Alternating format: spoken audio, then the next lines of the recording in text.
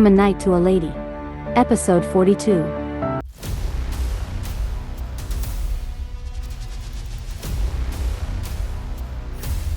Temir, do you know what sin you have committed? Well, it is unwise for the Imperial family to lay a hand on any member of the nobility. If that were to happen, it could sow distrust against us among the aristocracy and could even lead to internal conflict. That is the sin I've committed. Is that what you think? Pardon? That is not your sin. Then what is it that I've done wrong? After the investigation, isn't it true that everyone claimed a member of the royal family was the one responsible for giving the order? Your great sin is the fact that you weren't even capable of covering your own tracks. I am well aware of the fact that Count Aydin is one of your loyal servants. But you very nearly turned him into your enemy. Count Aydin? He's of the same bloodline as my mother and my distant relatives. Why would I ever consider him my enemy? And even if he was my enemy, why should I be scared about that? Temir, as of today, I want you to stop the work that I have entrusted you with.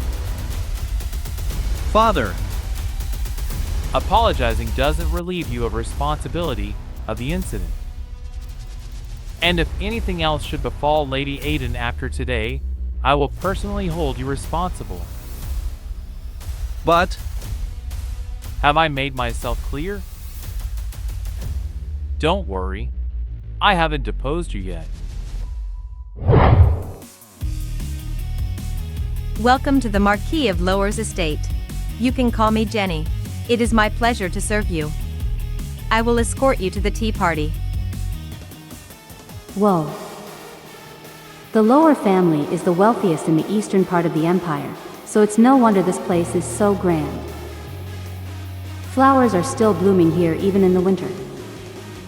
It seems as though spring cannot be forgotten in this place. Oh my, isn't that Lady Aydin? What are you doing here? Don't tell me you've been invited? My goodness. That can't be. Everyone knows that you and Lady Loer are not close by any means. A lady such as yourself would have never been invited here. You're not a child, so you wouldn't come here unless you were lost. You must have some ulterior motive for coming here. That's right, because this place is accessible by invitation only. Hee hee hee. Ah, it's just as you've said. I was indeed invited here by Lady Loer. Ooh, what? But it looks like there isn't a seat for you at this table. That's right, the only empty seat here is for Lady Loer. Don't try to force yourself in, Lady Aydin. Wow. It's just as Madame Irene said. One, first, they will try to kill your spirit. Two, then, they will band together and insist that you were never even invited, or they won't provide you a seat. And even though it's obvious you were invited, they will try to put you in an awkward situation. She also said to just give up trying to make friends. Well, that's a bit strange. I received an invitation, but it seems that a seat wasn't prepared for me. There's no way the Marquis Lady Loer would do that on purpose. The seal of the Marquis. Should my lady, lower your voice. Anyway, it seems as though you ladies must be mistaken. Oh my. I've made a huge mistake. I should have prepared everything for you before you arrived. You see, I noticed a crack in the chair, so I asked for a new one to be brought in. Since this was your first time here, I wanted to create a pleasant experience for you. Please forgive my rudeness. I am Florence Loer. Thank you for accepting my invitation.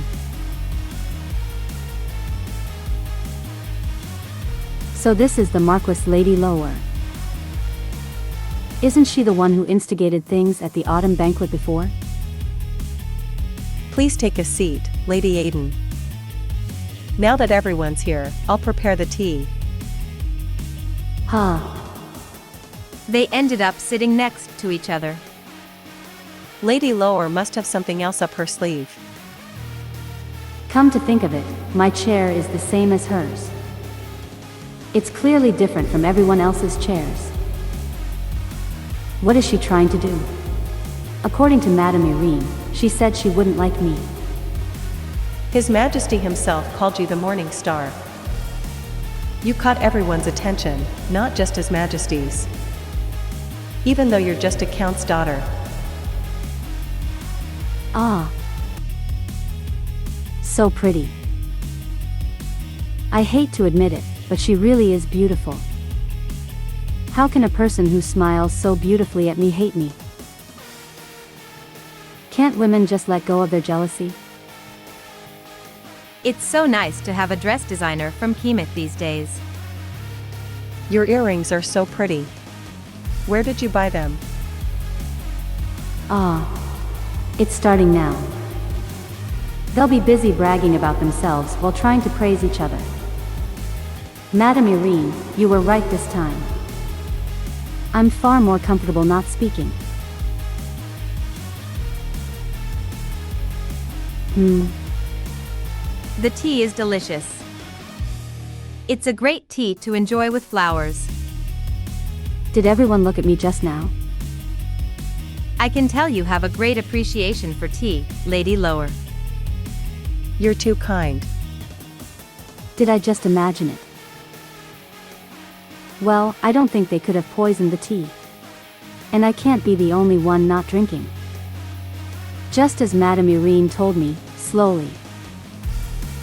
Oh my, how could she? Did she really drink it?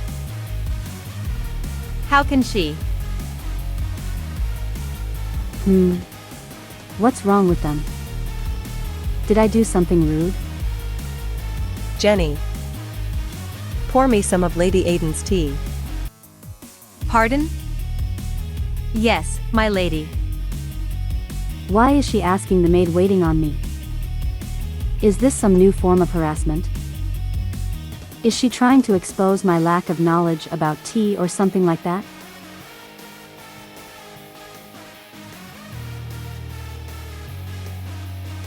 My lady.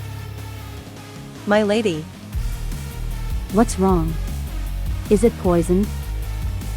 My lady, are you all right? Please excuse me. That must have been a very unique kind of tea. No, it's quite all right. It cannot be bad since it was tea that you prepared especially for me. Thank you for being so understanding. I'll prepare some new tea for you right away. So this tea was prepared in order to humiliate me somehow. And it seems that Florence didn't know about it. Was it supposed to be too disgusting to drink? It was a little spicy, but the refreshing aftertaste reminded me of the grass I used to eat when I was younger. Some kids who ate it even threw up. To be honest, I prefer this tea over black tea. I wish I could keep drinking it. But I cannot be known as a lady with a strange mind as well as a strange sense of taste. Ladies, have you heard the news about the Crown Prince? Oh, you mean that? His Majesty suspended all the duties that he had entrusted to the Crown Prince. I heard it's already been a few days. Isn't this the first time that His Majesty has impeded the Crown Prince's work? You're right. I wonder how long it will last. He suspended the Crown Prince's work. I wonder why.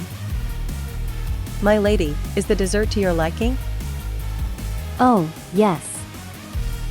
Thank you for your concern. There it is again. I'm sure His Majesty's anger will subside quickly. Isn't that right? Yes. That's right. She keeps bringing me back into the conversation. So that I'm never feeling left out. I have no idea why. Why did you invite me here? Episode 43.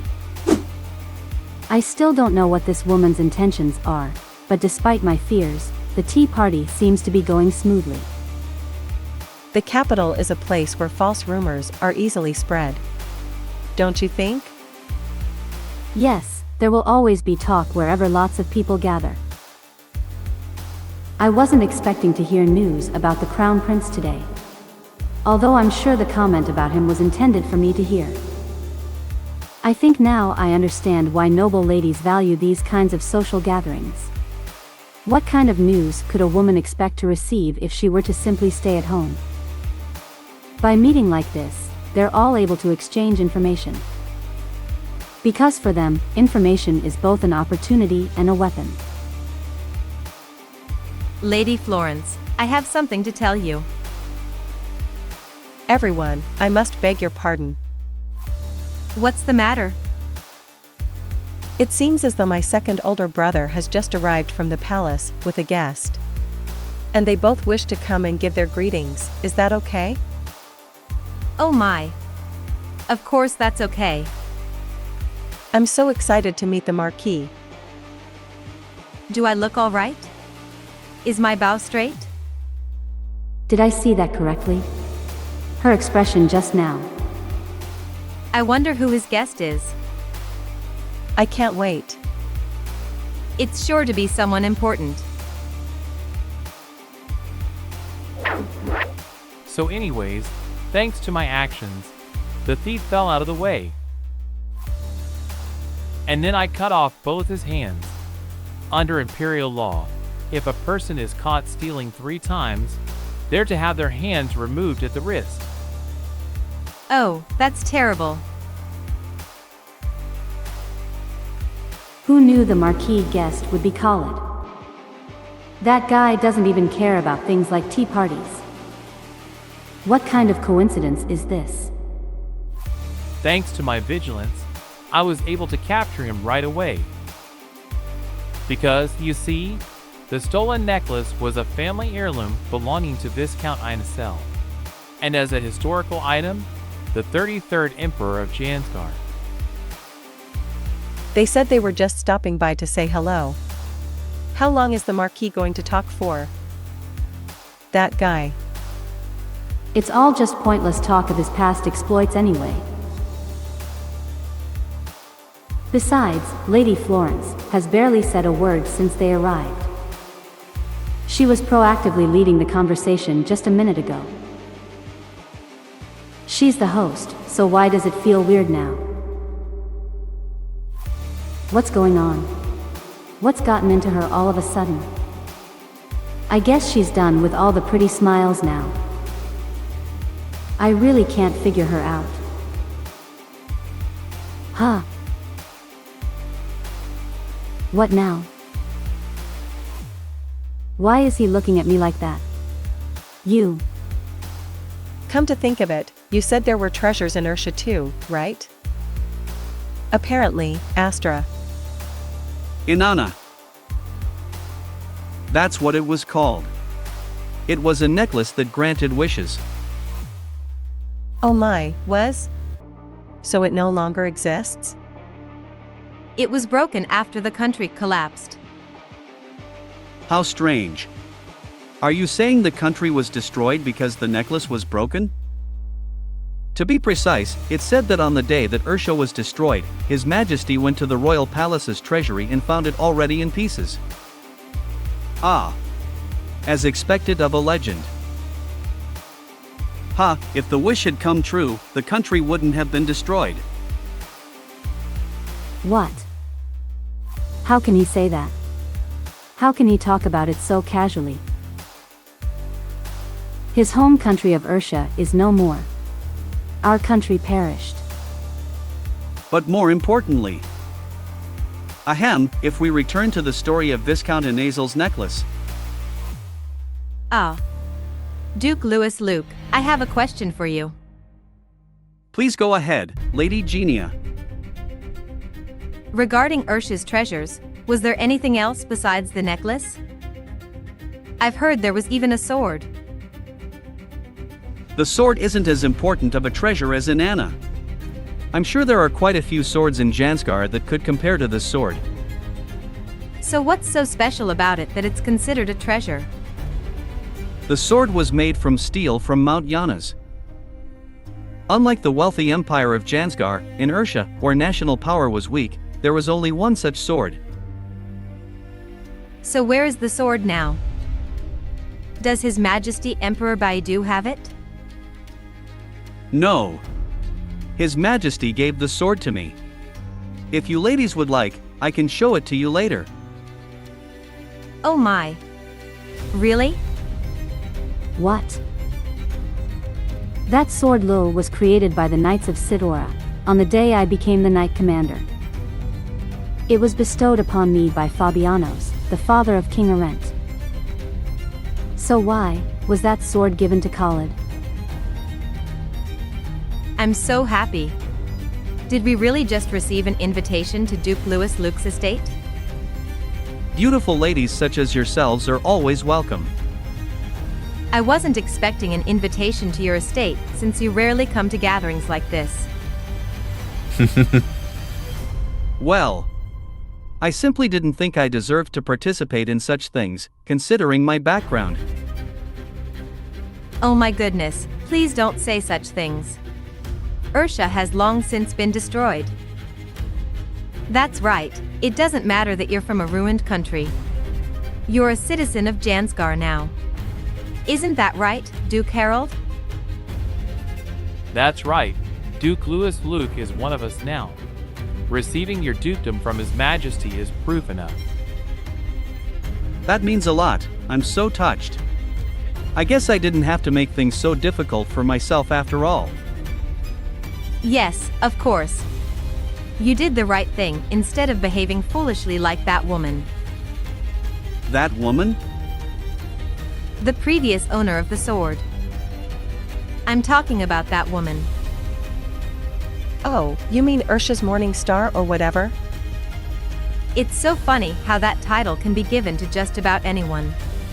In the end, instead of surrendering to His Majesty, she just ran wildly about with her sword and then the Duke took her head. Stop. Oh my, how disgusting. Stop it. That's why women shouldn't meddle in things that are better left to men. That's right. A woman with a sword? How absurd. Isn't it, Duke Louis Luke? Khalid. You're going to say no, right? You know very well what that sword meant to me. You were by my side, you saw everything. How hard I tried. How much I worked. Just say no. Khalid, please. You're right. She never should have picked up a sword.